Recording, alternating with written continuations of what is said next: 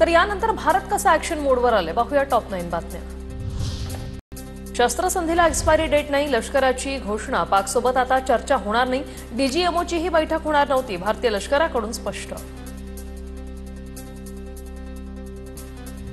Operation सिंदूर नंतर पाकने भारतावर 4 दिवस ड्रोन हल्ले केले। प्रत्येक लाटेत 300 ते 400 ड्रोन थव्याने पाठवले जायचे। भारताचा दारुगोळा क्षेपणास्त्र संपवणं हाच उद्देश होता, सूत्रांची माहिती।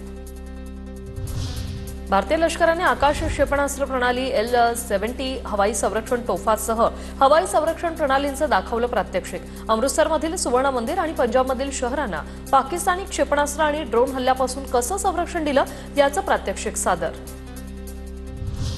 8 आणि 9 मे रोजी पंजाबमध्ये पाकिस्तानने केलेल्या घुसखोरीच्या प्रयत्नांना भारतीय सैन्याने हाणून पाडलं। गोल्डन टेम्पलवर हल्ल्याचा डाव होता, मेजर जनरल कार्तिक सी शेषाद्रींची माहिती।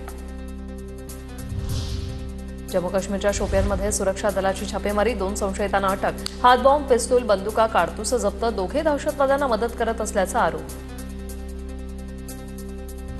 भारतीय लष्कराने पाकच्या चौक्यांवर अचूक फायर केलं। पाकवर हल्ला केल्यानंतर परतीकडून आवाज आला नाही, आम्ही पाकिस्तान्यांना जोरदार उत्तर दिलं, लष्कराची माहिती। ऑपरेशन सिंदूरबाबत पाकिस्तानला आधीच माहिती दिल्याने किती भारतीय विमानं गमावली? परराष्ट्र मंत्री जयशंकर यांचे मौन हे निंदनीय। ही चूक नाही, गुन्हा होता, सत्य देशाला कळायला हवं। राहुल गांधींचा ट्विट करत पुन्हा निशाणा।